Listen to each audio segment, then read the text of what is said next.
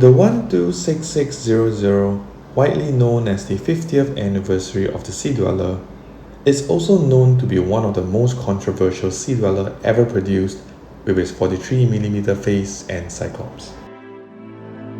The Sea-dweller was first introduced in 1967, slightly over 10 years after the Submariner was launched.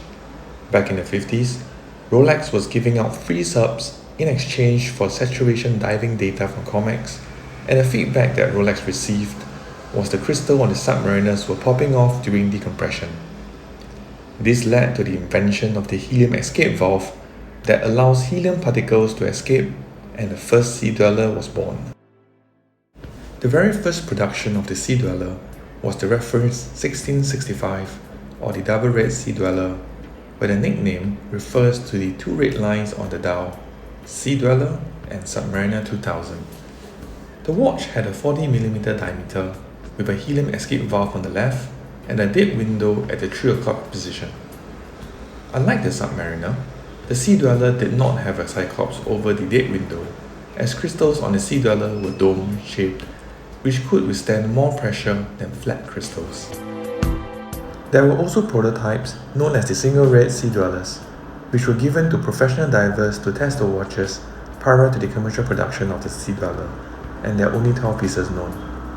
There is a great article on the single red on periscope.com, which I've included the link in the description below if you're interested. After a production period of 10 years, the Great White was introduced in 1977, as the red lines in the previous models were now printed in white. And it was from this reference that we no longer see the Submariner tags on the Sea-dweller dial, as it was the last Sea-dweller with a plexiglass crystal, which is regarded by many as one of the defining features of a vintage watch. In 1978, the reference 16600, or known as the 666, was introduced, and it was the first Sea-dweller to be fitted with a sapphire crystal.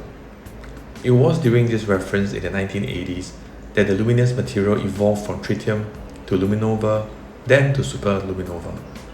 You can easily tell which is which by looking at the bottom of the dial.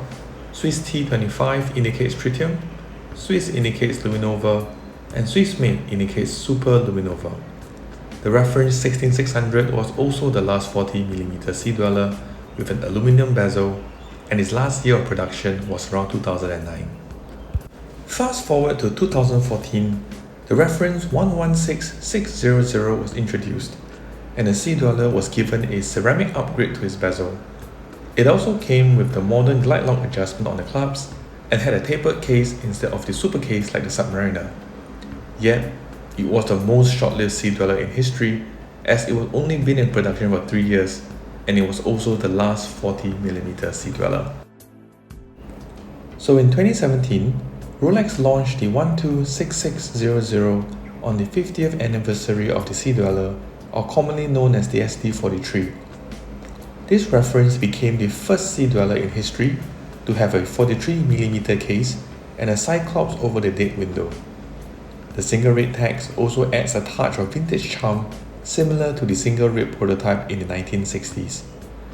Both the new features of the SD43 drew mixed reactions from enthusiasts, as when the Sea-dweller was 40mm with no cyclops, it may go unnoticed as it looked like a no-date Submariner, but packs a stronger capability under the hood, allowing it to fly under the radar.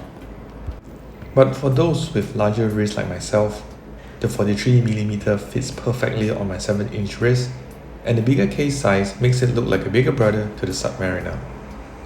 While I would agree that the Cyclops grays the difference between a Submariner and a Sea-dweller in terms of looks, some say that the Cyclops was introduced to mask a design flaw of the SD43.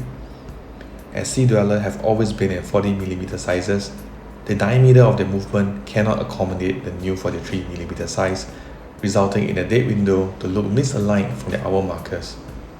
But with the Cyclops, the magnification would align the date window, solving this misalignment issue.